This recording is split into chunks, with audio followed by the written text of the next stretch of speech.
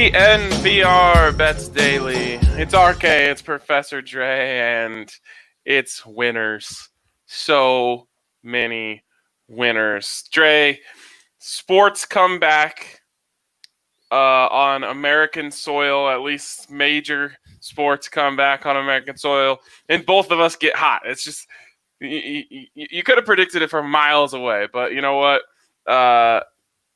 It happened. We came through. There's a lot of pressure on us to come through. We've been talking about this, complaining about the KBO, this, that, and the other thing. And we backed it up. We backed it up with a strong performance on baseball, and we topped it off with a strong performance on UFC. To really show not only do we have the old tricks, but you can teach an old dog new tricks, and now we know UFC. So huge weekend, and a new feature on the show. We're going back to tracking bets, but we're going to track units now as well, because that's really all that matters in the end is units. So if producer Allie could bring up the records from the weekend. And there you go. Boom. Beautiful. 10-4 for your boy, plus almost 9 units. Dre 12-6 plus 7 units. And if you don't understand, the units calculation here, essentially a unit is a metric that everyone can understand because everyone has their standard bet. Whether your standard bet is $1, $5, $10, $25, that's your go-to. At least it should be. You should have a unit that you feel comfortable with. And the more consistent you are with your units, the better chance you have of not losing big, etc. So everyone can understand if your unit is $1, well, I made $8 this weekend, or almost $9. If your unit's 25, then you just take that and multiply that by 25 to see how much you won this over the weekend. And for us, it's important because, Dre, we hit a lot of underdogs. That's what we do around here is we nail underdogs. And when you only get 1 point for an underdog, there's no point in betting underdogs. It's like if 3-pointers are worth 2-pointers, that's exactly you'd stop shooting threes and just, shoot mid-range jumpers. But they are worth more, and so you shoot them. And we shoot a lot of threes around here, so we deserve credit for them. And this weekend was a perfect example of why you shoot threes, because thanks to you, we hit on Verdum, which is plus 260. That's my biggest win of the weekend. So thank you, Andre. Nice. We hit the Rockies at plus 125 on Saturday. We hit the Rockies at plus 121 on Sunday. There is an advantage to taking underdogs now on this show, and we're going to be rewarded appropriately.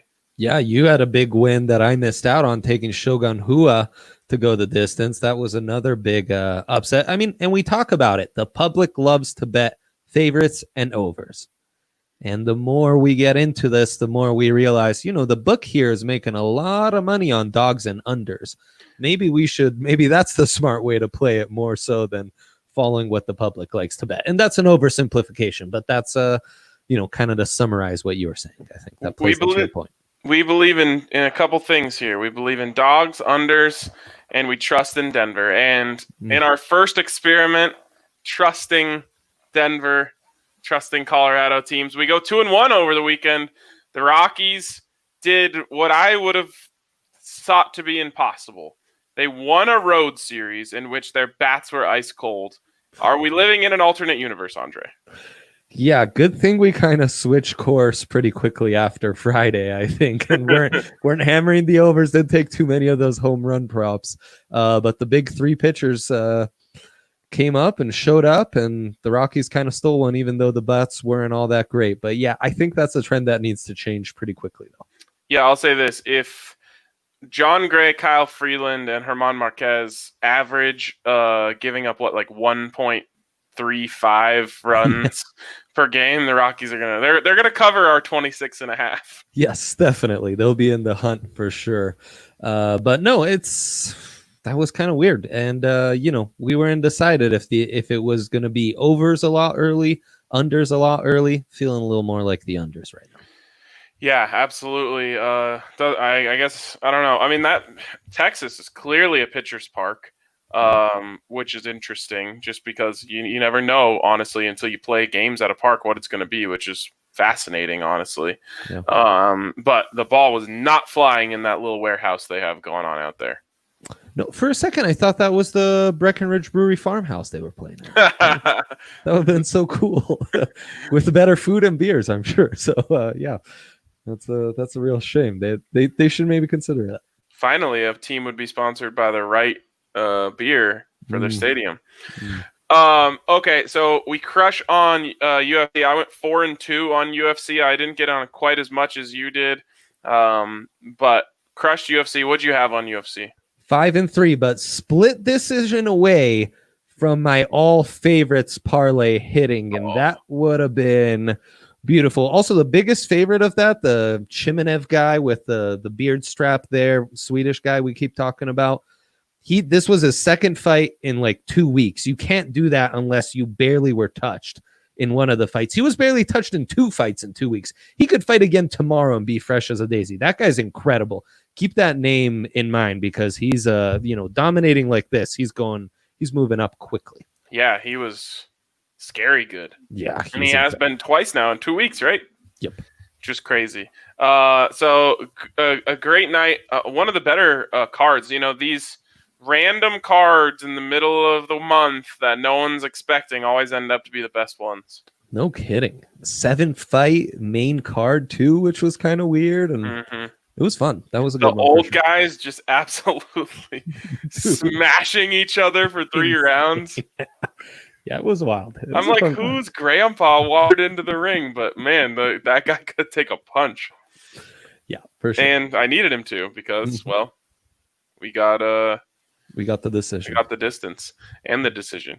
Okay, so there you go. There you have it. It was 4-2 for me on UFC, and then 5-2, I believe, for me, or 6-2. Yeah, 6-2 for me on baseball. So impressive. Let's go. Let's keep it rolling. Yeah. Okay, Dre. Jerry Jeudy. Remember, those of you who have been with us for a while here will remember that early on in the show we talked about DNVR specials, and it's something really cool that only exists at DraftKings Sportsbook. DraftKings, an incredible partner of ours, and they've said, hey, if there's something that you guys are interested in, you think that sports fans in Denver may be interested in, send it over to us. We'll put a line on it. And we came out strong with a bunch of them. We've been on a little bit of a hiatus with sports being out. But, Dre, we've got a fresh new set. And we'll talk about these periodically. But, man, we both scrolled down to Jerry Jeudy's over-under on touchdowns and damn near had a cow. Because pretty much. As you go over and you get to Broncos specials under player totals in the NFL category, and you scroll down, you see Jerry Jeudy touchdowns. Now, I ran this by some Broncos fans yesterday. Hey, where do you think this should be? And they're like, and I said, it's low. What do you think it's at? And they said, I don't know, 5, 5.5, 6, 6.5. Lower. Reasonable numbers. Yeah. Jerry Jeudy touchdowns in the regular season, Andre, is set at 3.5 by the good people at DraftKings Sportsbook. Wow. Yeah, wow is right. I don't know what to even say about this because I think that this could be covered in the first 2 weeks of the season. Yes. Yeah.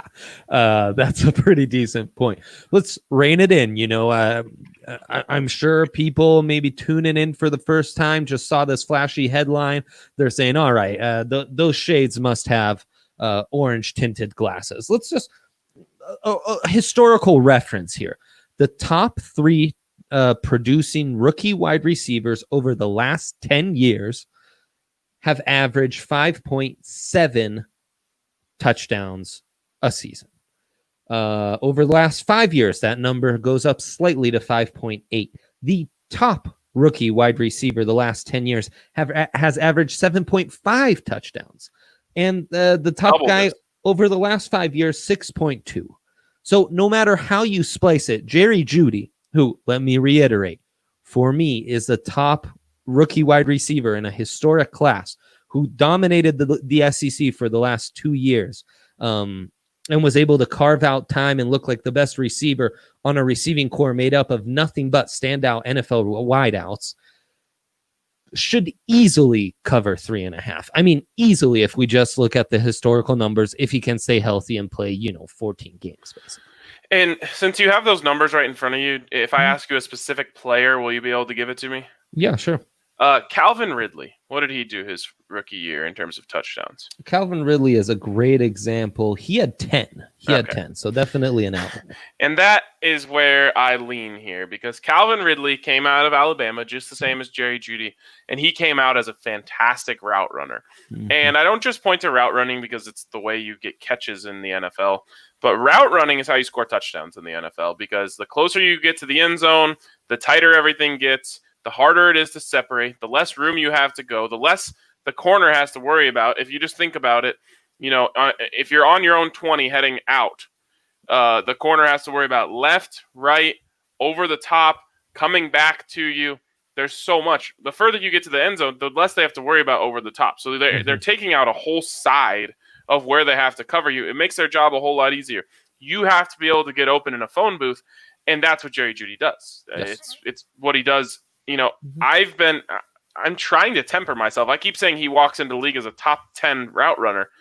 It could be a lot higher than that. I don't want to sound crazy on here saying he's top 5, top 3, but he comes in as one of the best route runners in the NFL. That's what route runners, you run routes to score touchdowns, that you get open to score touchdowns.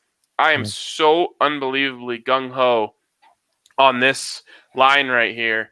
It is minus 150, which tells you they even acknowledge they've gone a little low here, but I don't care. Like I said, I mean, I perfectly envision him scoring 2 touchdowns in week 1. Like, that just seems like, I don't know. I just feel that coming. And you're halfway there with 15 games to go. I mean, and that's the thing. All it takes is one good game, and you're basically there. It's crazy. Another great comp for Jerry Jeudy is the other really polished route running wide out to come out of Alabama in the last 10 years, Amari Cooper. He had 6 touchdowns his rookie year.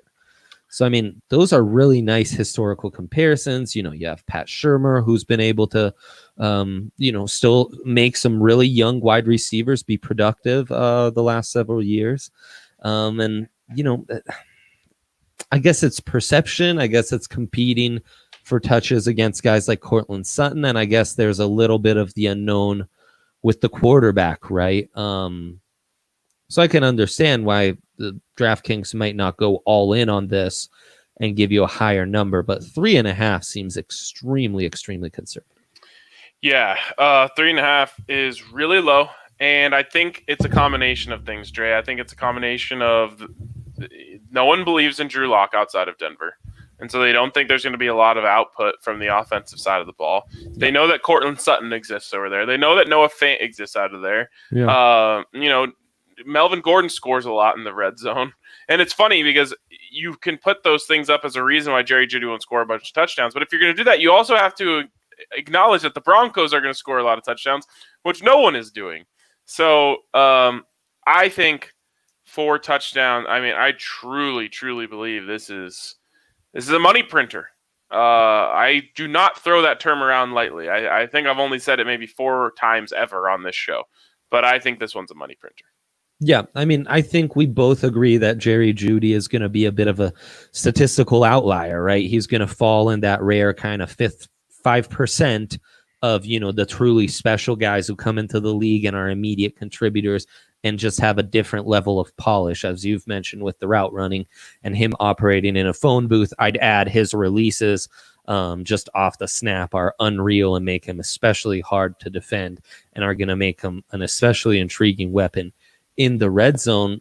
But yeah, I mean, it's just, even if he wasn't an outlier, even for just your kind of run-of-the-mill first-round wide receiver, this would be a really comfortable, conservative number to throw out there. I mean, even a raw guy like a DK Metcalf, you'd think like Laviska Shenault at Jacksonville, an offense we hate, and, a guy who's going to have his injury concerns and is still raw and what have you. I think we might both like the over for Viska at 3.5. Yeah, I would prefer it to be total touchdowns. I was going to Viska, say that. Yep, exactly. which they would probably set it a little higher if they're going to do that. Mhm. But I'm with you there. I mean, so conservatively, I've got Drew Lock throwing 25 touchdowns. I think the over/under that DraftKings had was 22.5. Yep. Think of that. For Jerry Jeudy to get this, he needs what, 1/8 of that output, a little less than that. That's right. What's going on? Of course, he's going to get 1/8 of the output. What's got the book confounded is they only passed for 16 last year, and outside of Cortland Sutton's 6 receiving touchdowns, no one had over 3.5. Noah Fant with the most at 3 touchdowns. So, and that's where there's the disconnect, right? You look at the Broncos pre-Drew Lock. Yeah, it's a bit of the ball barely flies. You look at them after Drew Lock, all of a sudden things are more normalized.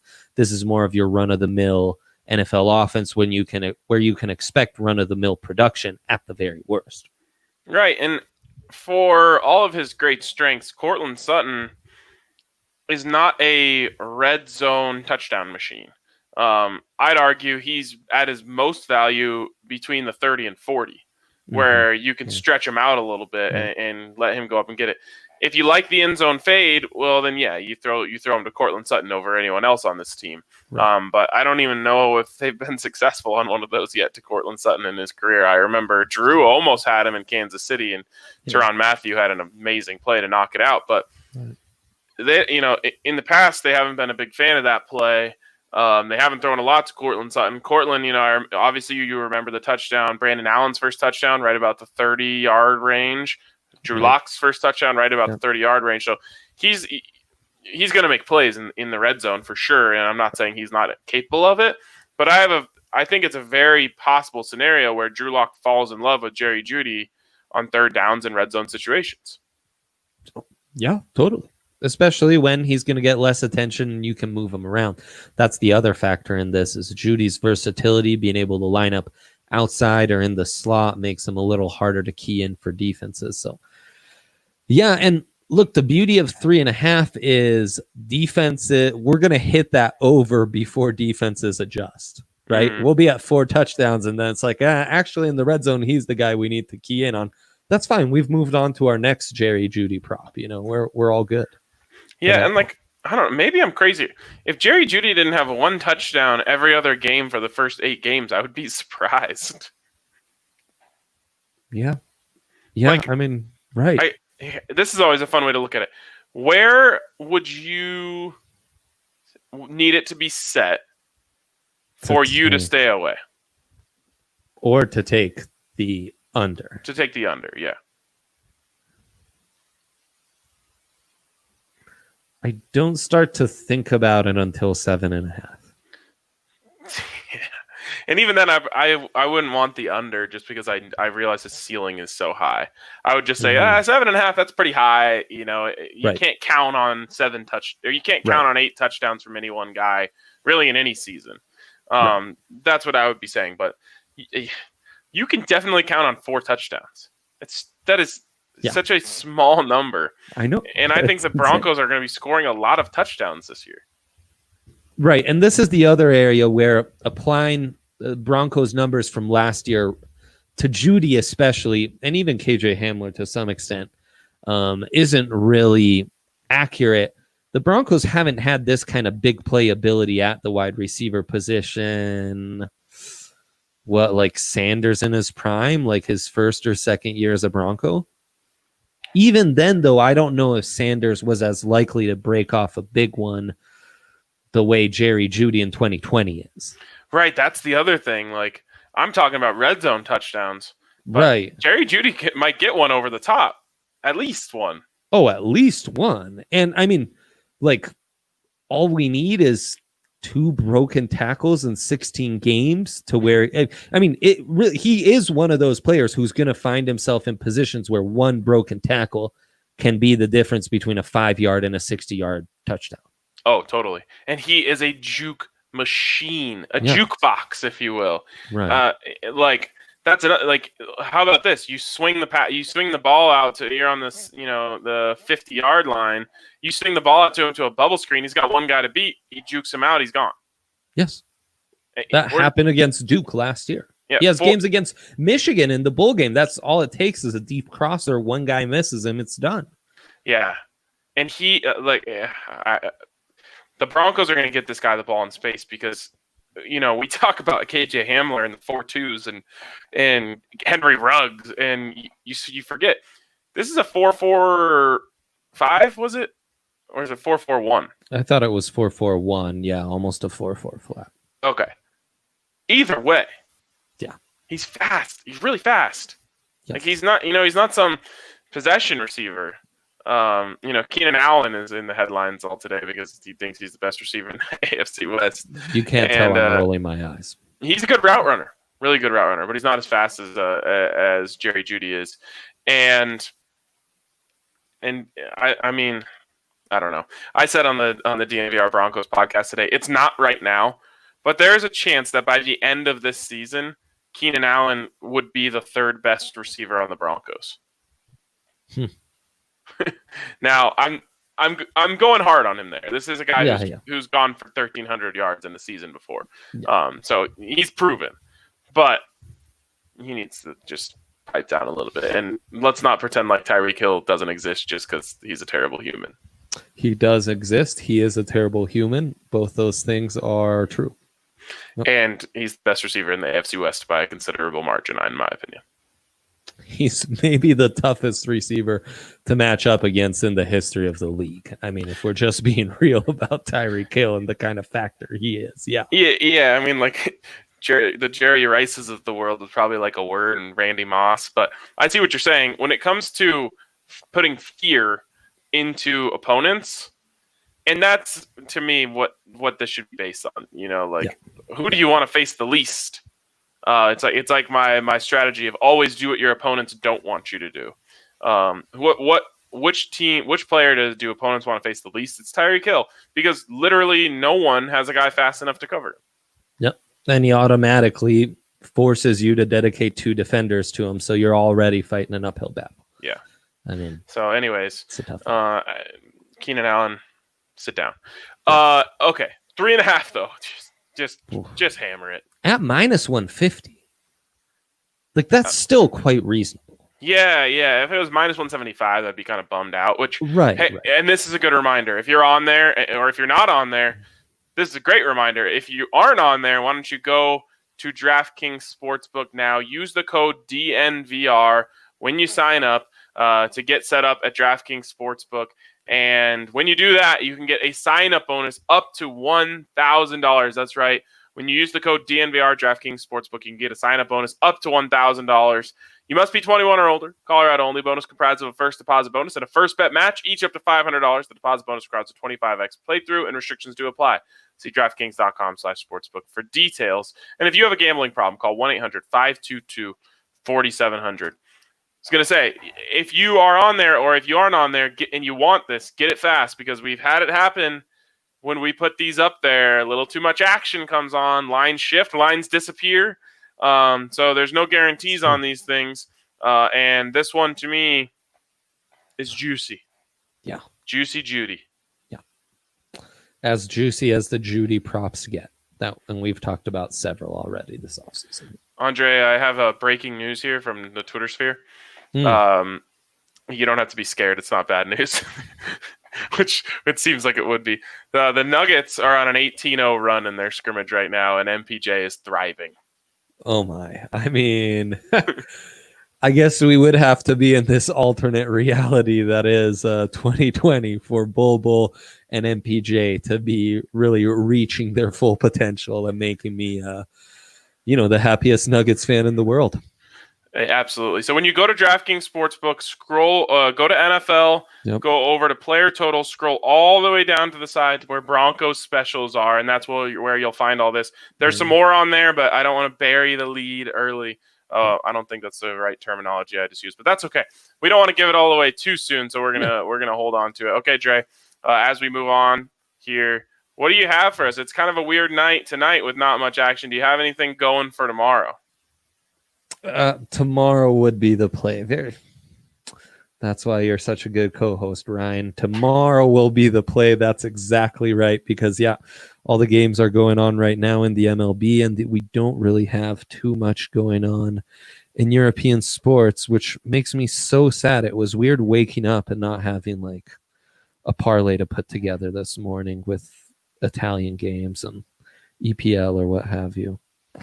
But I know big stuff is coming up, so just bear with me. Well, anything you like on the MLB side? This is my next trick, is going to be putting together some props for the MLB. Yeah, obviously we'll talk a little bit more about the MLB stuff tomorrow on the show, because we'll be on before the Rockies come on. Am I right there? Yeah, Yes, 6:10 game, so we'll be able to talk about a lot more. We'll get into the pitching matchup and that sort of thing tomorrow. So it's really a little bit slim pickings out there right now, Dre.